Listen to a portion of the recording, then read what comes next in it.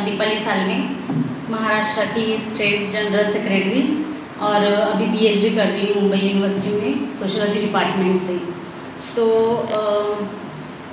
मैं जब भी जहाँ पर भी जाती हूँ वहाँ पर मैं महिलाओं की संख्या देखती हूँ कि उस प्रोग्राम में महिलाएं कितनी आई है, लड़कियाँ कितनी आई है, ताकि हम जैसे बाबा साहब ने कहा था कि किसी समाज की हम अगर उन्नति गिनना चाहते हैं, देखना चाहते हैं, तो उस समाज में महिलाओं की प्रगति कितनी हुई है उससे हम वो देख सकते हैं। तो मैं नोटिस करती हूँ कि उस प्रोग्राम में या फिर हम महिलाओं को कैसे जोड़ सकते हैं अपने साथ। तो कुछ जैसे कि सावित्रीबाई फुले ने और माता रमाई ने, जयाबाई चौधरी, उन्होंने इतनी संघर्ष करके जो काम किया है, जो हमारे लिए नींव बना के रखी है, क्या हम उसको संभाल पाए हैं, क्या हम उसके रास्तों पे चल रहे हैं। तो जैसे एकेडमिक लेवल पर मैं देखती हूँ, मैं यूनिवर्सिटीज़ में जाती हूँ, मैं कैंपस में देखती हूँ, तो मुझे अपनी लड़कियाँ फेमिनिज़्म के नाम पे जो करती है वो उनके एक स्टेटस को मेंटेन करने की कोशिश करती है, ऐसे मुझे लगता है, ताकि वो जो सवर्ण क्लास का ग्रुप होता है उसमें वो फिट बैठ सके। तो उनकी वो वही कोशिश चलती रहती है। तो मैं ये कहना चाहती हूँ कि अगर आपको ग्राउंड पर काम करना है या आपको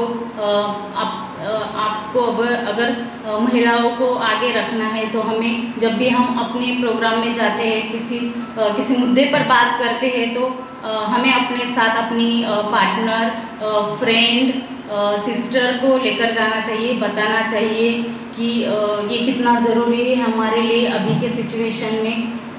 तो सेकेंड बात ये है कि हमारे जो सावित्रीबाई फुले रिसोर्स सेंटर का काम है, तो उसके लिए हमें कैंपेनिंग करनी पड़ती है। अब हम दो तरह से देख सकते हैं कि कैंपस में अपनी लड़कियां कैसे खुद का स्टेटस मेंटेन करती है, और दूसरी तरफ अगर कम्युनिटी में जैसे बस्तियों में अपनी जो माताएं होती हैं वो कितने सच्चे दिल से हमें स्वीकार करती है और खुद से सामने आकर उसमें योगदान देने की कोशिश करती है। तो हम ऐसे एक प्रोग्राम के लिए कैंपेनिंग कर रहे थे और हमारी पूरी टीम थी हमारे साथ। तो जैसे ही हम कैंपेनिंग के लिए गए, वहाँ पे कुछ अपनी माताएं बैठी थी, तो उसमें से एक चलकर सामने आई, मेरे साथ रोहिणी भी थी। तो उन्होंने रोहिणी का हाथ पकड़ा और कहा कि आप हम पर छोड़ दो कि हम अपने बेटों और अपनी बेटियों को कैसे आप तक पहुंचाते हैं। इस सावित्रीबाई फुले रिसोर्स सेंटर के लिए हम आप खुद से क्या योगदान दे सकते हैं, उसकी पूरी कोशिश करेंगे। लेकिन आप सिर्फ ये सावित्रीबाई फुले रिसोर्स सेंटर को मजबूत बनाइए और इसे कंटिन्यू रखिए।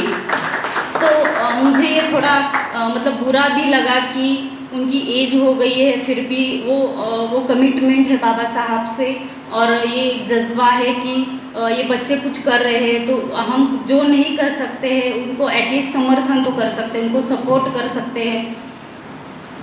तो मुझे लगता है कि अगर हम कैंपस में बहुत स्ट्रगल करके पढ़ते हैं, तो उसके लिए हमें हमारा बैकग्राउंड देखना पड़ेगा, हमारी फैमिली कहाँ से आती है। जैसे मेरे पापा ऑटो ड्राइवर है, तो हमें पता है कि उन्होंने जो स्ट्रगल किया है हमारे लिए, हमें उस स्ट्रगल को न भूलकर एक मतलब 15-20 हज़ार की नौकरी के लिए बाबा साहब के मिशन को नहीं भूलना चाहिए। तो मुझे लगता है कि हमें खुद से सामने आकर जो सावित्रीबाई फुले रिसोर्स सेंटर की जो ये होती है लड़ाई होती है, फिर जो मिशन होता है, उसे मजबूत बनाना चाहिए। एक और बात कि जैसे हम कहीं पर भी जाते हैं, तो सावित्रीबाई फुले रिसोर्स सेंटर सामने से सवाल आते हैं, मतलब क्रिटिक्स भी आते हैं और पॉजिटिव ज़्यादा आते हैं। तो सामने से सवाल आते हैं कि इसमें आप स्टूडेंट को जो फ्री में देते हैं एजुकेशन, तो आपको उसके बदले में क्या मिलता है, आप फ्री में क्यों दे रहे हो। ये उनकी गलती नहीं है, ये कहीं ना कहीं हमारी गलती है, क्योंकि हमने उनके मन में वैसे क्रिएट किया है कि फ्री में मिलना मतलब उसकी वैल्यू नहीं होती है। तो ये सवाल होते हैं कि आपको क्या मिल रहा है उससे।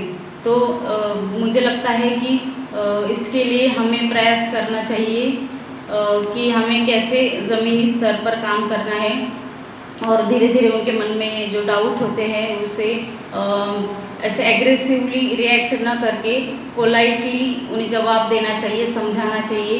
पता है कि वो जल्दी बदलाव जल्दी नहीं होता है, उसे वक्त लगता है, तो हमें उसे वक्त देना चाहिए। अब जिस सिद्धार्थ कॉलोनी में सावित्रीबाई फुले रिसोर्स सेंटर है उसके बाहर बस्तियों में 2 हॉस्टल है, एक गर्ल्स हॉस्टल है, 2 बॉयज़ हॉस्टल है।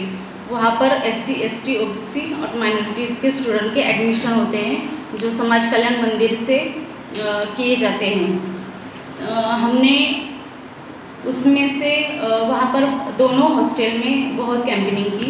हमारे स्टूडेंट हैं, कैंपेनिंग करने के बाद जैसे कैंपेनिंग के लिए गए तो रिस्पॉन्स पॉजिटिव आया। उसके बाद हमने धीरे धीरे देखना स्टार्ट कर दिया कि उन बच्चों को उसमें ज़्यादा इंटरेस्ट नहीं है, MPSC UPSC में उन्हें ज़्यादा इंटरेस्ट है, जहाँ पर उनके फ्यूचर पर मतलब एक ही गोल देखकर वो चलते हैं, कोई ऑप्शनल नहीं रखते हैं। तो मुझे लगता है कि हमारे स्टूडेंट को इस मौके का जो हम इतने ग्राउंड लेवल से बस्तियों में से जो रिसोर्सेज खड़े कर रहे हैं, तो उसके लिए उन्हें सपोर्ट करना चाहिए। और धीरे धीरे स्टूडेंट बढ़ रहे हैं, रिस्पॉन्स अच्छा मिल रहा है। तो मुझे लगता है कि हमें ऐसे ही काम करते रहना चाहिए। अगर आप हमारे साथ हो तो हम और मजबूती से काम करते रहेंगे। जो अब तक आपने हमें सपोर्ट किया है आगे भी करते रहिए। और मैं कोशिश करती हूँ कि खुद को और इस संगठन को सावित्रीबाई फुले रिसोर्स सेंटर को जितना वक्त दे सकती हूँ, जितना कंट्रीब्यूशन दे सकती हूँ उतना दे पाऊँ। और कोशिश करती रहूँगी कि इस कारवां को कभी रुकने नहीं दूँगी। और जल्दी ही इसे जल्दी ही इसे और स्टेट में सावित्रीबाई फुले रिसोर्स सेंटर के और सेंटर ओपन करने के लिए प्रयास करती रहूँगी। और आपको एक प्रॉमिस करती हूँ कि जल्दी ही हम मुंबई में ज़्यादा से ज़्यादा रिसोर्स सेंटर ओपन करेंगे और अपने बच्चों को हायर एजुकेशन के लिए बाहर भेजने के और क्वालिटी एजुकेशन देने पर फोकस करेंगे। तो बस आपका और आपके साथ का, आपके रिसोर्सेस का और आपके प्रेम का, प्रयास का, करुणा का जो भी जैसे भी आप कंट्रीब्यूशन दे सकते हैं हमें देते रहिए। इसी के साथ मैं रुकती हूँ। जय भीम, जय सावित्री।